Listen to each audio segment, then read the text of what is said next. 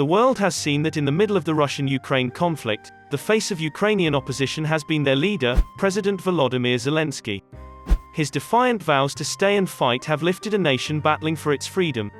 Zelensky's unexpected rise from a comedian to the president and now, the man of the moment has shocked everyone. But things have not been simple for the Ukrainian president and certainly not easy for the staggering economy. In today's video, we will observe the growth of Ukraine's economy from nothing to a massive financial system under the comedian turned President Volodymyr Zelensky. Let's dive right into the video.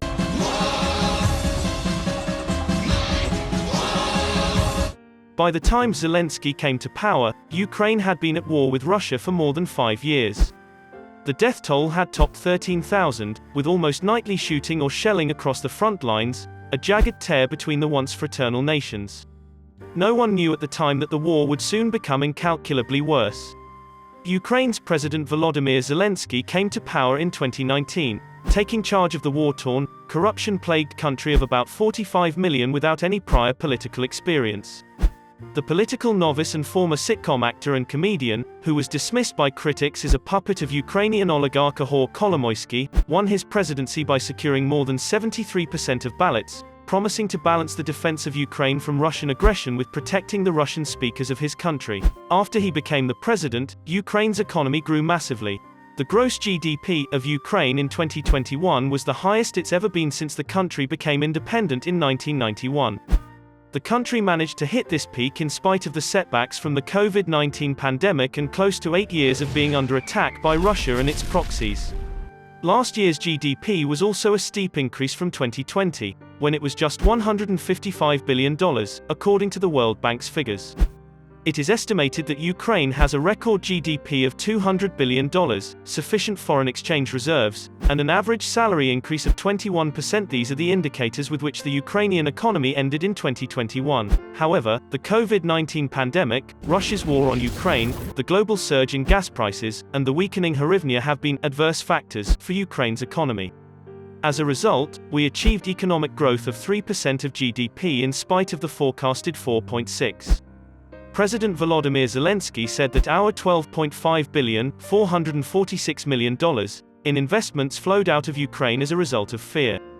The government has also had to dip into its reserves to stabilize the hryvnia, which fell to its lowest level against the US dollar in 7 years, closing at an exchange rate of our 28.95 per $1. The president said Ukraine will need about $5 billion to stabilize the economy. 2019 is a crucial year for Ukraine's economy. The country navigated 2 national election campaigns in less than 6 months, experienced mounting pressure from an unpredictable Russia, repaid around $12 billion in government debt, and found itself at the heart of a scandal that resulted in US President Donald Trump's impeachment.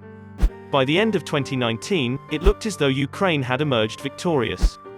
The country's young new President Volodymyr Zelensky made no concessions to his Russian counterpart Vladimir Putin during their first face-to-face meeting in Paris. Meanwhile, thanks in part to US sanctions that blocked Russia's Nord Stream 2 pipeline project, Gazprom finally agreed to pay Ukraine's Naftogaz $2.92 billion in accordance with a Stockholm arbitration ruling and signed a new 5-year gas transit contract with Ukraine. With many of the figures who had dominated the country's political landscape since the early 2000s sidelined in favor of a new generation of leaders, Ukraine entered the new year period amid an unfamiliar sense of economic optimism. Developments in 2019 caught many observers by surprise, with Zelensky's election triumph serving to change the economic dynamic in the country. Ukraine's national currency began to gain against the dollar, providing the first indication that capital inflows might increase. Following his victory, President Zelensky then reappointed Finance Minister Oksana Markarova, making her one of only 2 members from the previous cabinet to remain in her post and allowing her to continue a profound revolution in Ukraine's financial policy. Hryvnia-denominated government bonds gained new ground in 2019 and generated record international interest, helping pave the way for a series of national bank interest rate cuts throughout the year. As a result, the government was able to meet its obligations without support from international financial organizations, while pushing state debt below 50% of GDP for the first time since 2013. This created a strong macroeconomic negotiating platform for the Ukrainian government. The new government, which began work in late August 2019, has also been the source of additional economic headaches. Plans for new taxes on individual entrepreneurs and small businesses brought thousands of protesters onto the streets. Meanwhile, the issue of agricultural land sales remains unresolved, with the final version of a bill ending the long-standing moratorium on sales still not delivered. Economic consequences of the Russian-Ukraine war. The economic consequences of the war in Ukraine are not good. As a result, we can expect higher inflation, lower growth, and some disruption to financial markets. Russia's invasion of Ukraine will result in the isolation of the world's 11th largest economy and one of its largest commodity producers.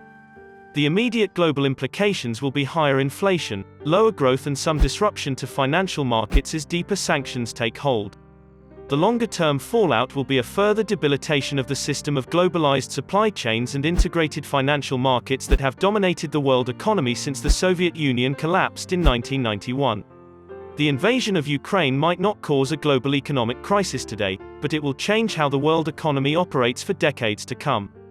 As the Russia-Ukraine war continues to escalate, Ukrainian President Volodymyr Zelensky promised his citizens that the damages to infrastructure inflicted by invading Russian forces would be repaired and that Moscow would pay the bill. In the video message, Zelensky also slammed Russia, claiming his country survived world wars, famines, Holocaust, and occupation of Crimea. However, he vowed to rebuild the country after the war. He clearly said that the Ukrainians survived multiple days of the war and understand how they will restore the country. 4 special funds for recovery have already been formed for this. And this is just the beginning.